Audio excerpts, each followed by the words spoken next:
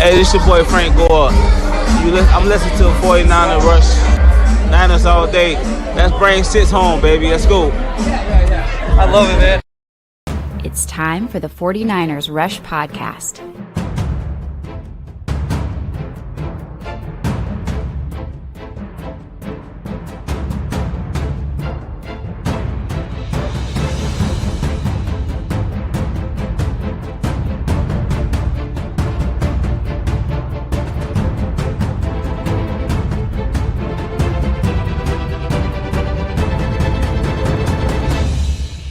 And here's your host, John Chapman. What is going on, faithful? It is absolutely incredible to be with you guys. Coming off a bye week, we've got a lot of stuff to talk about. The 49ers are back in first place, and I had to go with the old school intro. The man himself, Frank the Tank, giving the intro to the show, which is incredible because guess what?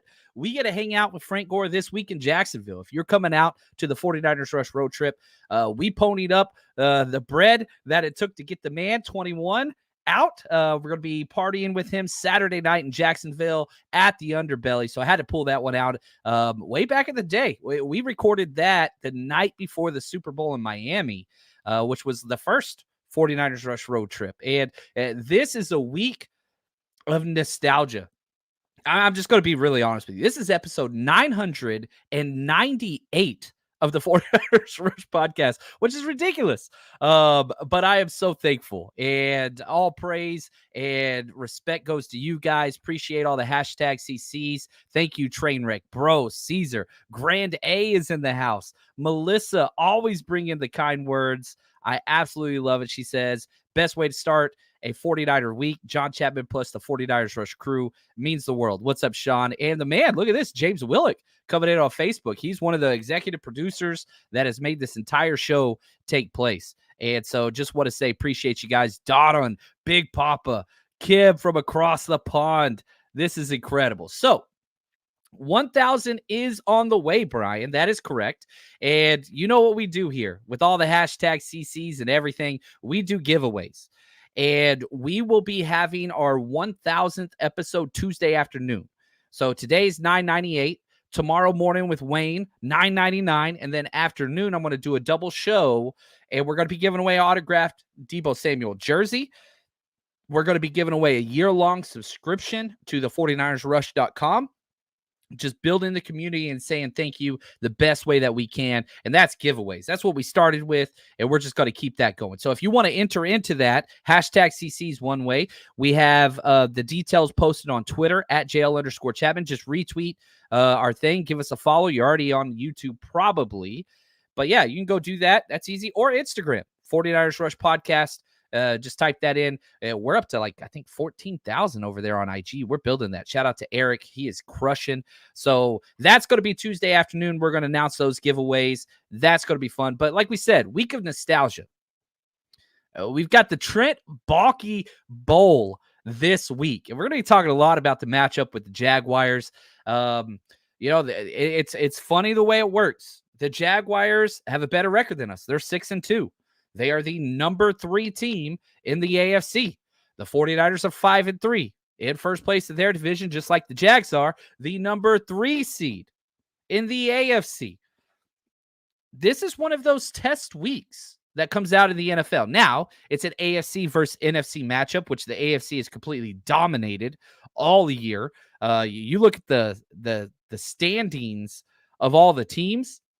And shoot, I'll pull this up real quick here, but you look at just what is happening throughout the NFL right now between the AFC and the NFC, and it's disparity. The AFC standings, they have 7 teams with a 5-3 record or better. 7 teams.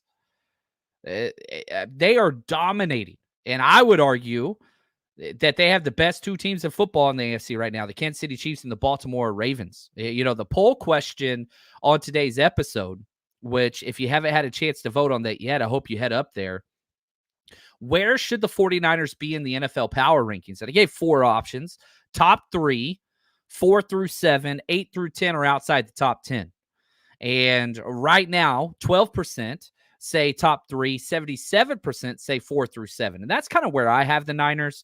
If I had to say my top 3 currently, Kansas City Chiefs, they're 7-2. Baltimore Ravens blowing everybody out. Lamar Jackson's playing some unbelievable football. They're 7-2. Those would be my top 2. And then, if we look at the AFC or the NFC, the Eagles, they've got the best record of football, 8-1. They got to be up there too. Now, after that, it's difficult to find a team that I would put ahead of the 49ers. The Detroit Lions, I don't think they're a complete team. Yeah, their offense is great. But it's just, I don't know. It's rough. Seattle, good Lord, you don't get embarrassed that bad. That was just embarrassing. The Niners have lost some games. And the Niners have the same record as the Seahawks. They're both 5-3. We're ahead of the Seattle Seahawks because they lost a divisional game week 1. But, I mean, Geno Smith has been really, really bad. Really bad. And so, it's weird looking at the slate that is the NFC. And so let's just go through some of this right now. Philadelphia, they're the 1 seed, 8-1. Detroit, 6-2. They've already got one conference loss, though. And so, the Eagles, they're 6-0 in the conference, and they're 3-0 in their division. So the tiebreaker is going to go the way of Philadelphia unless you beat them head-to-head. 49ers, 5-3. We're the 3 seed, 2-0 in the division, 4-1 in the conference. You still own all control. But you're going to need some help with Philly losing. They've got a bye week. But after this bye week for the Eagles, they got the Kansas City Chiefs at KC. And then they've got a slate and a half. And so, you've got to give them the respect that they deserve. You win 8, you go 8-1. They're doing something right. They've got a bye week this week, but then listen to the schedule for the Eagles. At Chiefs, versus Bills, versus 49ers, at Dallas, at Seattle. That's a tough stretch. Are they going to win all those games? I don't think so. But if they do, 1 seed's locked up. I mean, that's done. Bye week's over. You've got to have Philly lose one of those games and beat them and stay clean. It's pretty damn hard to envision the 49ers getting the 1 seed. It's doable. They're only 2 games back and they have them on the schedule, but you got to travel to Philly.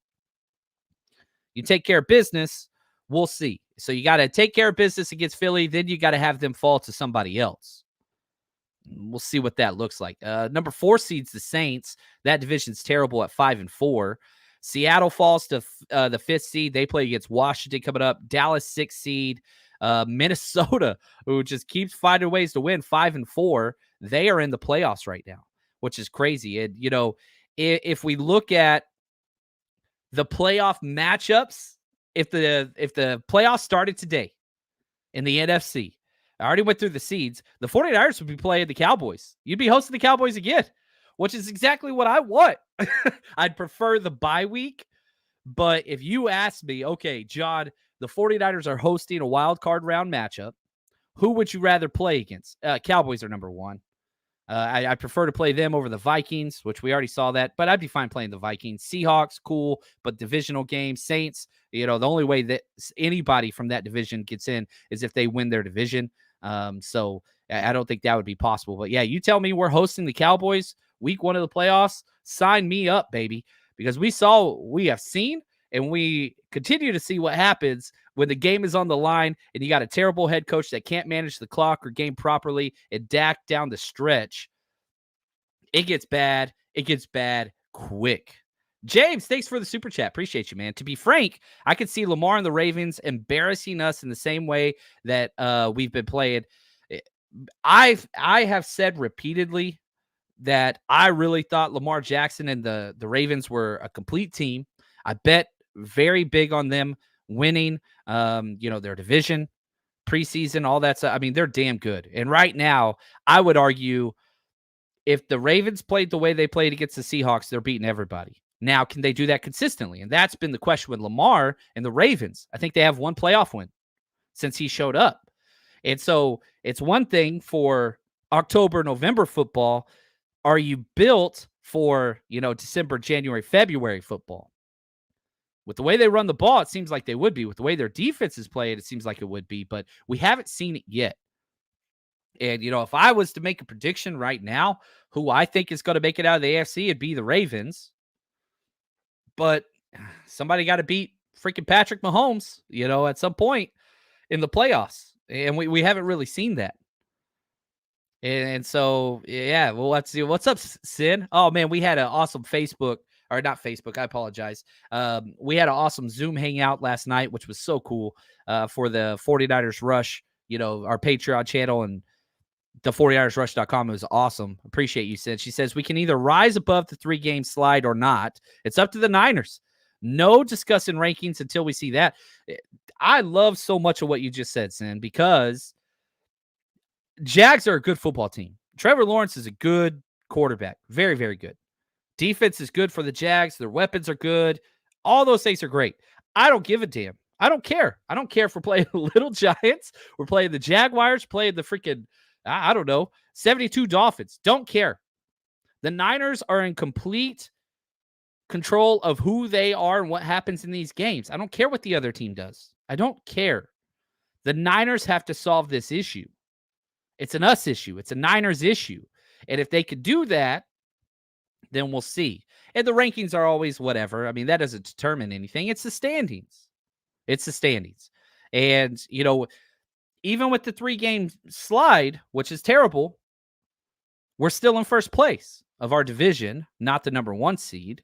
And, if all things went well, we probably should be 6-2 if the kicker just did a little bit more, or, there's so many different things. Ball bounced differently. The 5 wins were 5 wins. Those weren't close. The 3 losses, 2 of them were close. You weren't beating the Bengals with what happened. That game was never really, we were never even within, let me rephrase this.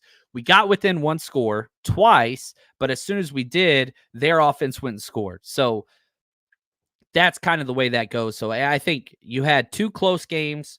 The Vikings game, that was winnable. The Browns game was won. We just laid an egg there. We probably should be, 6-2, 7-1, but that's the way it goes. Good teams find ways to win ugly games, and the Niners have not shown that yet. The Godfather, look at this. Nicholas Parra, appreciate the super chat. He says, John, other than Philly winning this weekend went well for the Niners. We just have to take care of business 1 week at a time, see where we land. Love this team and still think we have the best roster in the league. Man, I don't disagree with any of those things. Yesterday was a great day for the Niners. Yeah, the Cowboys. Here's what's funny about the Cowboys. The Cowboys disappoint themselves, their fans, and even their haters. They could not satisfy anybody. I hate the Cowboys, but we were all pulling for them, which I was hoping the Eagles would lose. But, they can't even satisfy their haters. That's how bad the Cowboys are. And Dak played great for 3 quarters, but when the game's on the line, dude just lays an egg. That's just who he is and who his head coach is. But the NFC West, which is what the number 1 goal every single team in the NFL has, is very simple. Win your division. Niners are in first place. Still got 2 games against Seattle. You got 1 more game against the Rams, 1 more against Arizona. You're right where you want to be. 5-3 doesn't sound sexy, but you're in first place. You're in first place. And so you take that, and again, it's just a week by week by week. The 49ers are in a good position to the fact that they're getting all these guys back. That's huge. 49ers are going to practice today. They took the bye week. Usually the first practice of the week is on Wednesday. They're going to have a light practice today, hoping to get some more information. Debo seems to say, he said on the Kay Adams show that he's back and ready to go. So that's exciting. But we'll have to see what that looks like with, is he going to practice today? Is he going to be limited? He going to do all those things? Like, what's Trent Williams' status? Are we bringing back guys like Samuel Womack, Darrell Luter Jr.? A lot of questions there. And so yeah, we'll see there. James says, John, you're blaming the kicker, not Purdy. Come on, my man. Yeah. That one game, yeah, I'm blaming the kicker. Purdy was bad, though, but he gave the team a chance. 41-yard field goal. You got teams kicking back up, running backs making those field goals. Yeah, that one I put on the kicker. Not the other one, so I don't. No. But that game was won. Brock Purdy did enough to win that game. The kicker did not. And kickers make a difference of about 2 games. Not saying Brock Purdy's been amazing, because he hasn't been. But No, that one game, yeah, I put that one on the kicker. I do. Brock should have played better though, but he did enough to win. The defense did enough to win. Kicker, yeah. No, not even close. Not even close. That's just me. So, excited about this though, man. With where everything is currently, you've got to have a stock up of the 49ers because of their situation. You went through a horrible 3-game stretch. And it's funny because those were all bad teams. They all have winning records now. Bengals, Browns, Vikings. Not like you lost to bad teams. You lost to teams on the road. You lost to teams, sloppy games. You should have won 2 of them. But that's the way the NFL goes. The NFL will humble you. And that's what the 49ers have to come out of this. You've had a bye week. You've had rest for the first time. And you've been under-rested because every team gets more days than you. Even off our bye week, the 49ers still have to travel to a team that has the exact same amount of days rest as us. So even out of our bye week, the 49ers don't get an advantage, which really pisses me off. It really, really bothers me, but that's okay. The schedule makers never do the Niners favor. You know, you're a coast team, you're getting screwed. West Coast teams get screwed even more because of the time change. But we'll see. We'll see what that is. Now, I will say this, that, you know, if you are coming out this week, and if, you know, this is one of the games that we had circled early on. Frank Gore's coming out. We're going to be Saturday from 2 to 6 p.m. at the Underbelly, downtown Jacksonville.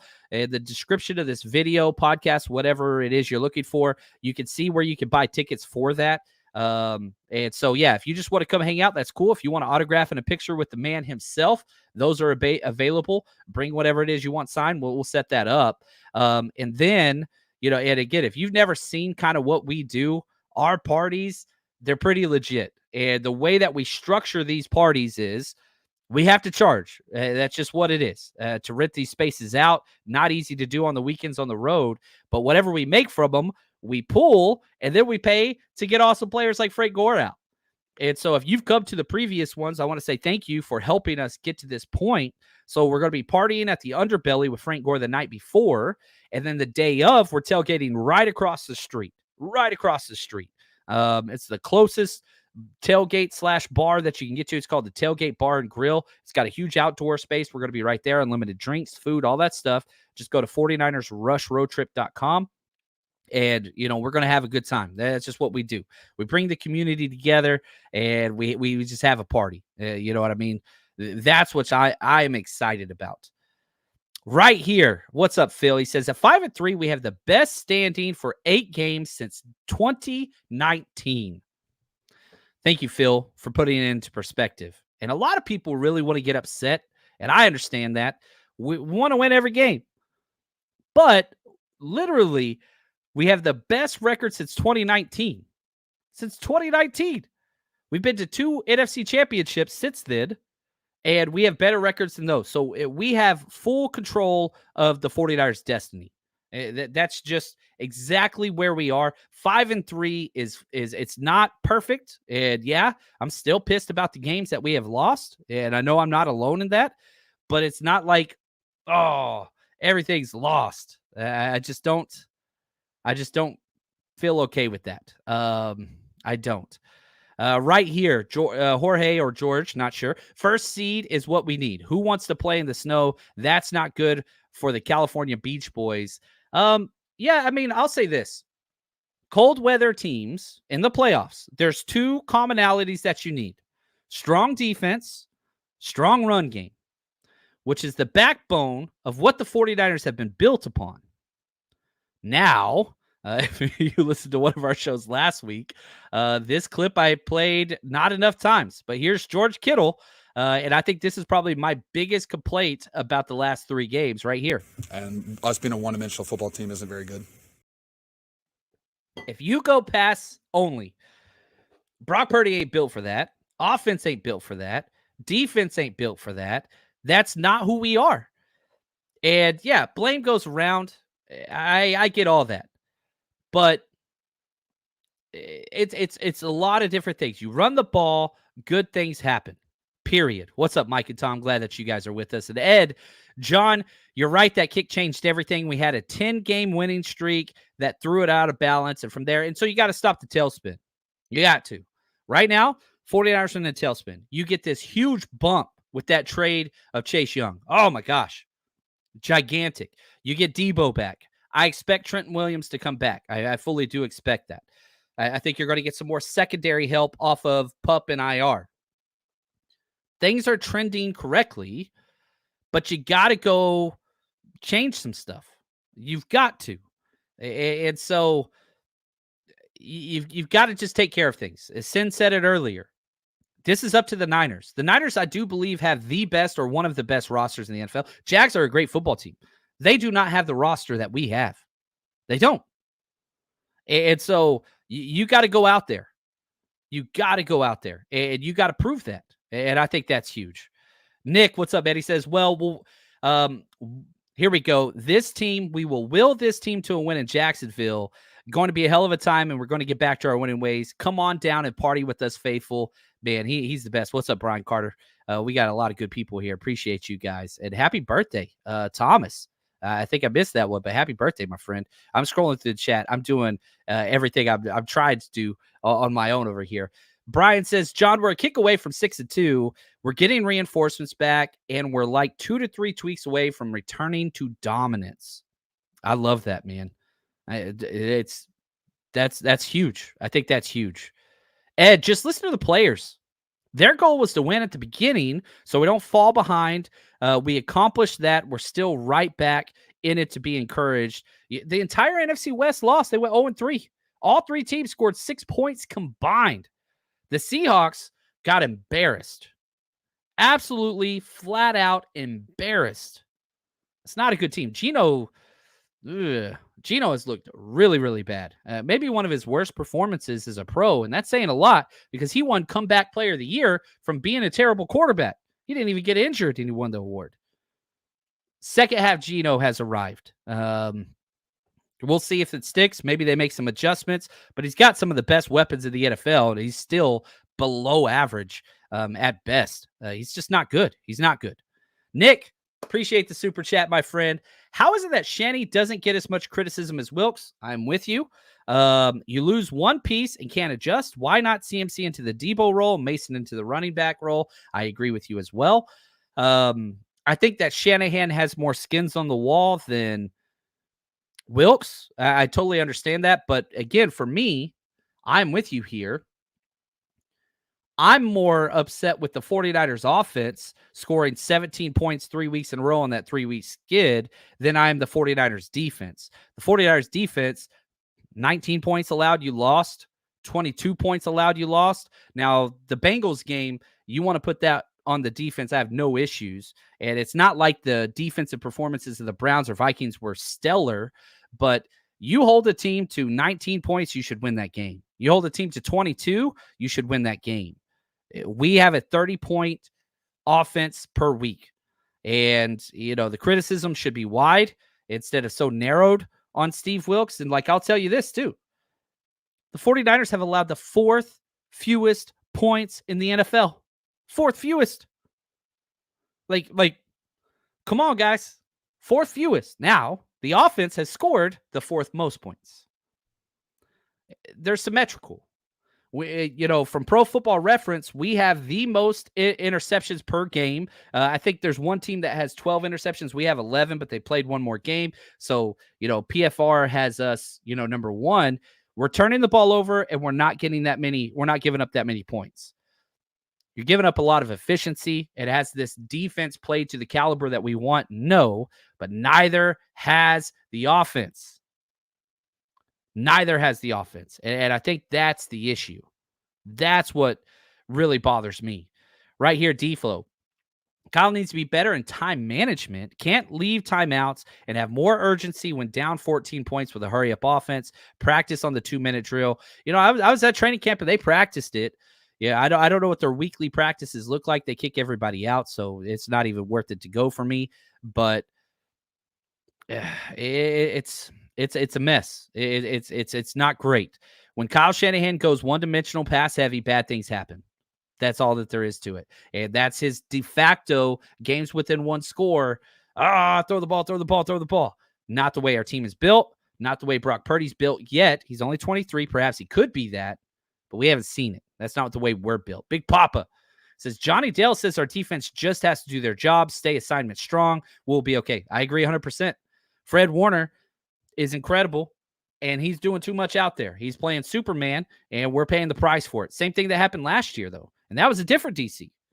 Our defense is better now than it was the first 8 weeks last year. We're ranked way above, and that was with D'Amico. I love D'Amico.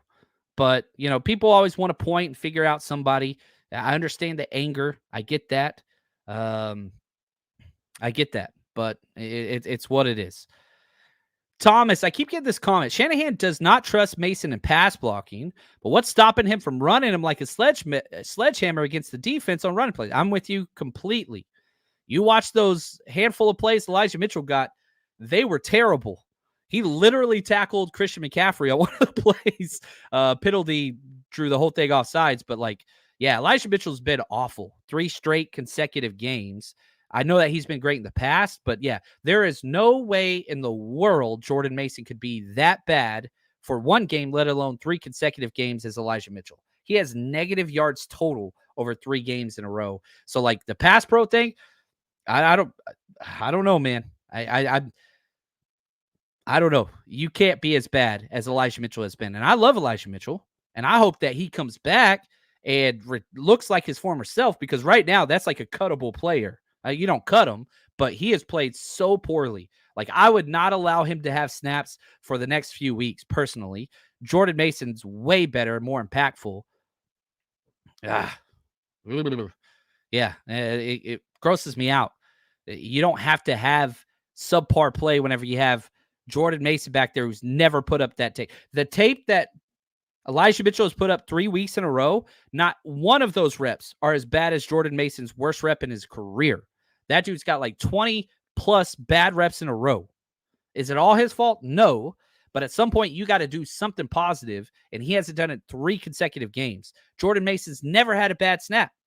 Literally, the second highest rated player we have, PFF, you got to give him a chance. We're not even seeing it. I don't understand. Makes no sense. Ed, John, you said they've had time to reflect. They're tired of hearing about it. Perfection, what perfection is, and it's on its way back. Dude, I'm with you, man. You got to respond. And I think that the Niners have that opportunity. Now, one of the emails I got this week from Russ, shout out to Russ L., he said it seems that offenses are countering Bosa in the pass rush by getting the ball out quicker. Does this affect draft strategy regarding value back into the defense and all that stuff? If quarterbacks are getting the ball out within 2.5 seconds, should we address defensive back with some of these first-round picks? I don't think the Niners are going to change what they're doing. I really, really don't. I think the Chase Young trade further exemplifies that John Lynch and Kyle Shanahan are completely bought in. They want the best edge players. They want the best defensive line players. And that's where their money is wrapped up in moving forward. That's where their draft capital is wrapped up in. I don't think they're going to change. The Chase Young trade, they could have traded for a corner. They did not. Instead, they doubled, tripled, quadrupled down on the edge pressure. So, Rush, your question, should they change? I don't know. If you told me as a defensive coordinator, as a head coach, teams are scared of your pressure and they're going to throw the ball in 2.5 seconds or less all the time, I would say perfect. So you have to counteract that. That's a huge advantage because now you don't have to worry about super deep shots. You don't have to worry about play action, all these kind of double moves, whatever else. You don't have to worry about that. Keep it all in front, rally tackle. And that's what the Niners haven't done well. So if you promise me teams are going to throw the ball before 2.5 seconds all the time, I'm fine with that. Now, certain quarterbacks can take advantage of that. Joe Burrow doesn't care if pressure comes in. Kirk Cousins doesn't care if pressure comes in. And they took advantage of it. But I'm all right with that. If I could stop the run and force the team to throw in 2.5 seconds or left, that limits so much of the playbook of the opposing team. So will the Niners change their philosophy? Absolutely not. They won't. Should they? I'm a little closer to 50-50, but you mean to tell me they're always going to do that? Fine. I have no problem, because that just limits everything that they can do. We can predicate so much more of our coverage just to allow short, consistent throws, rally, make the tackle. We're a great tackling team. We haven't been the last 3 weeks. That's a winning scheme. That's a winning value. You pair that with, we're going to run the ball effectively on offense. That's complementary football. We're not going to turn the ball over. Okay. We're not giving up explosives. Okay. But whenever one of those things goes out of whack, it affects everything on the opposing side. And when the special teams then drops the ball, when finally your offense or defense gets a shutdown, finally your offense puts your team in a position to win, and then finally the special teams drops the ball, that's a killer. And I think what teams don't understand or don't do well in the NFL is playing exactly that. And that's complementary football. You do that, you're going to win some games. Now, this right here, I'm showing a picture. This shows the EPA, offensive EPA. Further to the right, the better you are offensively, and defensive EPA, the further up to the top of the chart, the better you are. So top right are elite, bottom left are terrible, right? 49ers are the furthest top right of anybody here. There's 4 teams in this elite category: Ravens, Niners, Bills, Dolphins. Now, this doesn't take it. This is EPA, so per play. That's a large sample size. There's a lot of plays. The 49ers are above average team defensively. They are much more efficient offensive-wise. But like, they're in this elite territory. They really, really are. Now, the second round of players is Cowboys, Chiefs, Eagles. And I know somebody sit there saying, well, the Eagles and the Chiefs have the best record in football. That's sometimes the ball's got to bounce your way. That's just the way it goes. Now, the Jaguars, who we have this week, they're in the third tier. They have an above average defense, but a below average offense whenever it comes to EPA. They are not on the positive side, but their defense has been really, really good. And so for me, these are the things that are important whenever you look at what the Niners can be versus what they were the last 3 weeks. You messed up one part of this equation. Sometimes the offense is letting down the defense with turnovers and 3 and outs. Going back through the film just from last week. In the opening quarter, maybe the second quarter. In the opening half, you had 2nd and 2 twice and went 3 and out on both of those drives. How is that possible? 2nd and 2, and you went 3 and out twice? That's not efficient offense. That doesn't help your defense. It doesn't help the field position. That's not who the 49ers are, right? That's not who they are. Will that help getting back Debo? Yes. Will it help getting back Trent? Yes. But even without those guys, you cannot just sit back and be like, oh, shucks, man. That's not how it works. You got to overcome adversity, and the Niners have been great at that. Can't let the loss of 1 or 2 players, be it injured, ruin everything. That's just not winning football. Overcome adversity. The Niners haven't shown that they could do that yet. Thankfully, they're getting back enough players that they're going to be able to build and flex on teams just because they have such a better roster. Now, if you feel like you know the NFL and you feel like you know the Niners, there's money to be had. When your money's on the line, choose a trusted sportsbook that gives you tools to win, like MyBookie. And MyBookie doesn't matter if your team's up or down. You can easily cash out or bet the game live to come out on the winning side. Use MyBookie for daily odds boost, same game parlays, I like teasers, and take advantage of the huge prize pool contest. Plus, MyBookie currently has a no strings attached cash bonus that lets you deposit, withdraw quick. Carries a one-time rollover. Can't find that anywhere else. Just use promo code 49ers, 49ERS, or scan the QR code on this video right next to my face here to claim your own cash deposit bonus now. That's promo code 49ers. So try my money bag. You basically roll the dice and it picks a team and gives you extraordinary extraordinary odds on who's going to win the Super Bowl. Lots of fun options there. So bet anything, anytime, anywhere, and I do mean anywhere, wherever you are, you can bet with my bookie. Just make sure you use the promo code 49ERS, and let's go. Let's make some money together. Yeah, we had a great week. But our two big teaser bets this week both hit, so no misses this week. We didn't put a lot out there with the Niners being off, but excited about, looking towards the future there. But injuries right here. Thank you. Akshay says, I feel bad for Cam Akers, to be honest. Confirmed torn Achilles again. Hate to see that. And injuries, Jedrick Wills, I believe I want to make sure I get that correct there. Jedrick Wills, he suffered an MCL sprain. You've got the quarterback, Daniel Jones, he's out, with an ACL tear. It's terrible. The NFL is full of season-ending injuries. Niners really haven't had any of those. Daniel Jones, I'm so glad he got paid. I'm always happy he got paid. But the Niners are good for a reason. You look at Daniel Jones' contract was the worst contract in the NFL when he signed it. It's even worse next year. $35.5 million is fully guaranteed next year against injury. On top of that, his salary cap hit for next year, 2024, $47.1 million. And we said, the chat has said the 49ers have the best roster in the NFL. I think we definitely have a top 3 roster in the NFL, and here's why. Daniel Jones, $47.1 million cap hit next year. Listen how the 49ers spent that same money. Same money. Javon Hargrave, $15.5 million cap hit next year. Nick Bosa, $14.6 million cap hit next year. Christian McCaffrey, $14.1 million cap hit in 2024. That's $44 million.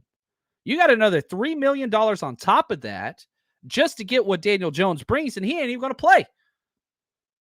Not even going to play. The way the Niners are building this team consistently, and I'm not trying to take shots at Daniel Jones. I hope that's not coming across that way. I feel really bad for him.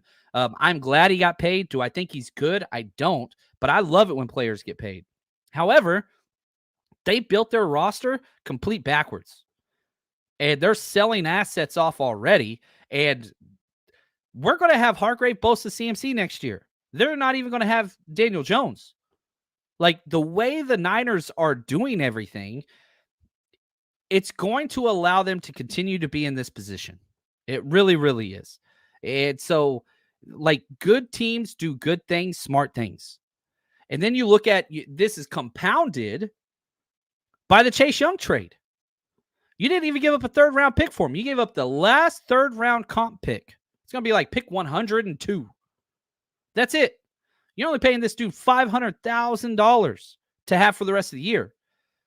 It's bargain basement shopping at bargain basement prices with high upside. Maybe Chase Young goes out there and balls out, and you sign up to a long-term deal, and you got Bosa and Chase Young for the future.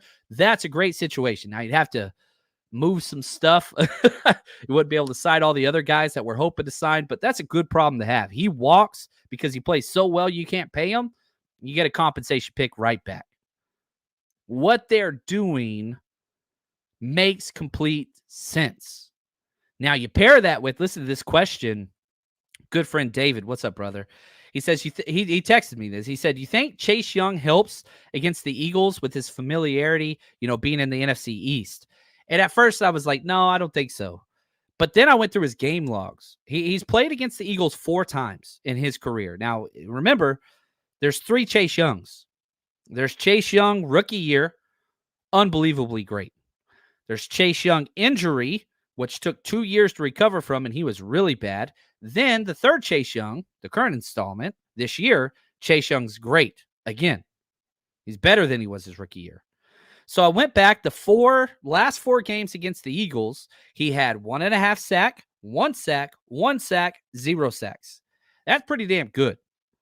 So that tells me he shows up at the most opportune moments. Big games, big players show up at big stages, at big games, and make big plays. Chase Young seems to fit that mold. We'll see what that transition is going to be like with the Niners. I fully expect him to go out there and start. I wouldn't be shocked if Cleveland Farrell's the first one out there, but I think Chase Young's going to have a higher snap count. That's what I really care about. I hate that starters are the person that goes out there for the first play. I've never really liked that, especially from a defensive standpoint, because you can scheme whatever else. But whatever. Chase Young should get more snaps. And if he doesn't week 1, he should week 2 with the team. The bye week definitely helps because he'll have that time. Defensive end's pretty damn easy to pick up and transfer and all that stuff. So not too concerned about that.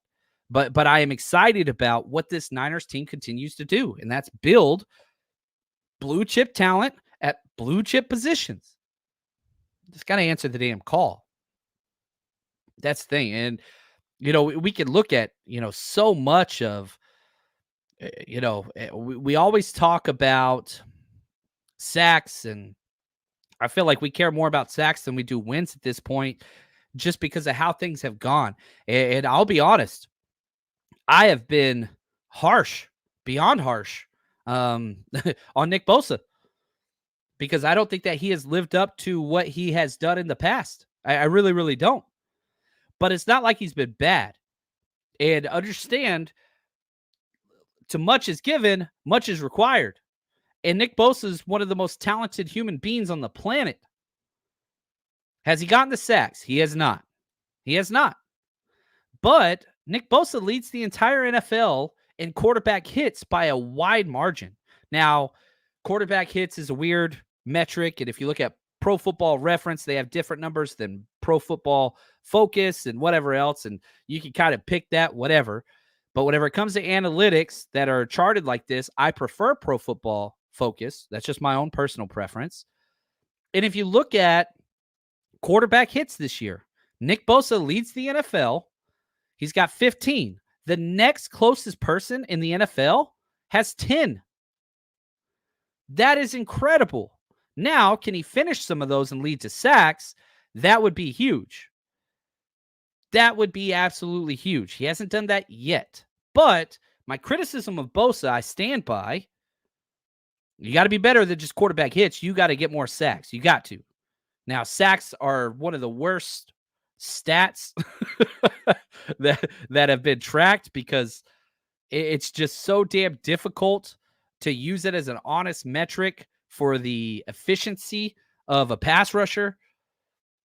But man, you got to go get it. You got to finish some damn plays. And whenever you're playing against somebody like a Joe Burrow, quarterback hits don't matter, because he'll stay in there all damn day. He doesn't care. And that's what beat us. And, I really think that was it. It's just Burrow showed how much better he is than Bosa. And I understand the D end to quarterback, matchup is so weird, but every time Bosa affected a play, Burrow was better. And almost all of Burrow's best plays of the game came with Bosa right in his face. Right in his face ain't good enough. Sometimes you got to finish it. And, Armstead gave Bosa credit for quarterback hits. Yeah, I'm with you. Called him the best pass rusher he's ever played with. I think that's pretty fair. He's played with, DeForest Buckner. There's not really anybody else that really fits that mold. And you just got to get there. And you got to figure those things out, and we'll see. Right here, actually, it's weird seeing Max, Watt, Garrett changing the game every Sunday, and we just get pressures hits from Bosa. But it wasn't that way last year. Last year, Bosa changed the damn games. This year, we have not seen that. And I agree with you. And I would put all three of those guys. I'd put Fred Warner ahead of Bosa this year as an impact player. But yeah, you're right. There are three very clear, very defined pass rushers that are just changing the game week in and week out. And that's Max, Watt, and Garrett. Would I take Bosa over all of them? I would. But this year, I would not. TJ Watt, I'm taking TJ Watt, man, this year. But I'm not saying get rid of Bosa. That's not what I'm saying at all. I'm saying he's changed the game. Every game. Garrett played against us, didn't have a good game, but then the following week, he goes out there and blocks a kick, gets sacks, fumble recovery, like unbelievable. And yeah, Max Crosby, Max is awesome. That dude's such a good dude. Diamond Dog Sports, thank you for the super chat. He says, you got to be critical of Bosa. Holding out didn't help the team get any better. 100% agree there. He wanted the big dog check and got it, but hasn't earned it to me since, and I'm going to add since then. He earned the payday. What he did his rookie year what he did last year, I think he was the best defensive player both years. This year, I don't even think he's a top 10 guy, personally. He's up there, but he's got to come out and do some more. He's got to. Right here, Kim. He says Chase Young will be wearing number 92. I will take Kim at his word. I have not seen this confirmed anywhere, but I like that number. I ain't mad at number 92. Now, I'm assuming that is the case, and I'm taking Kim's a good man who I've met, and he is freaking awesome. I want to look at, here we go. I'm going to open up the franchise encyclopedia, and I want to see who else has worn the great 92. Kerry Hyder Jr. was the most recent one. Has anybody else seen this be confirmed? I don't want to do a whole bit on it and be wrong, but I freaking love this. We look at the number 92, and this is off of Pro Football Reference.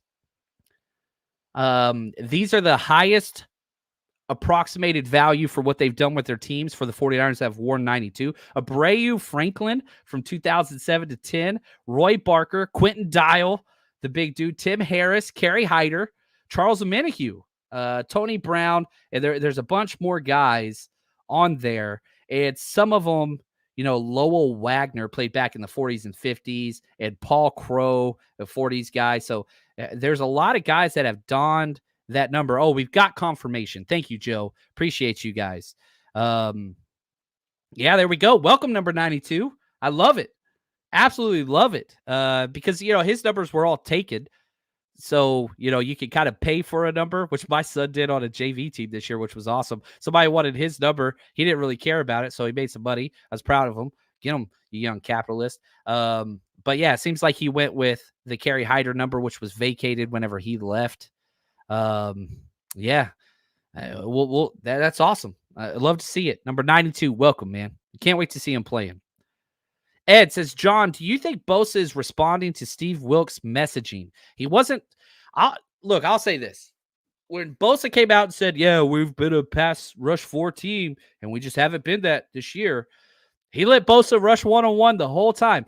And he did not live up to his side, because the last half against the Vikings, he was not double teamed, and he didn't win any reps. Now he got pressures. I understand pressures are important, but not against that quarterback. You look at almost the entirety. Bosa went from the most double-teamed player in the NFL by a wide margin to now he's like 5th or 6th after 6 quarters, because when the Vikings played him, they said, look, we're just going to try to do one-on-one and see what happens. And they're like, oh, we can get away with it. He's not winning the one-on-one matchups. And then the Bengals saw that off of bye week, and they're like, hey, let's give it a shot. Guess what? They chipped him some, but I would argue this Bengals game was his lowest double team rate maybe in his entire career.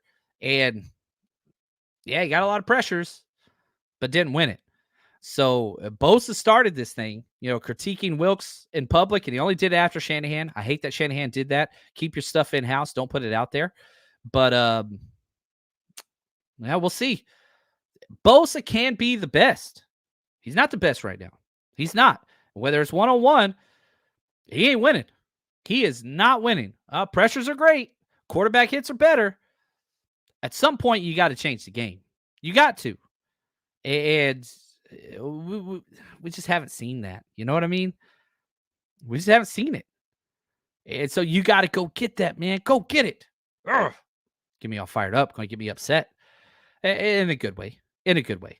Now, again, just want to remind everybody, this is episode 998. We are giving away an autographed Deebo Samuel jersey Tuesday afternoon for our 1,000th episode. Wow. Very, very proud of that. Full year-long membership to the 49ersrush.com. All those things are going to be up. We've got a fun week, because tomorrow at 10 a.m., John and Wayne show, excited about that one. Then Tuesday afternoon, doing double duty, we'll do our 1,000th episode in the afternoon. Wednesday morning, we got the Steph and John and Wayne show. And then Thursday, we're going to be doing our, our full scouting report, predictions, bets of the week, all that stuff, because I fly out early Friday morning to get ready for, all the stuff with Frank Gore Saturday and all that stuff. It's a long flight. I know it is, but that's okay. Excited about this weekend. And if you're coming out, come party with us, 49ersrushroadtrip.com. That's going to do it for us today. I'm going to go break down some more film on the 49ersrush.com. So if you want to see those things, head over there. But until tomorrow morning, you guys are the absolute best. Thank you guys. And as always, stay strong, faithful.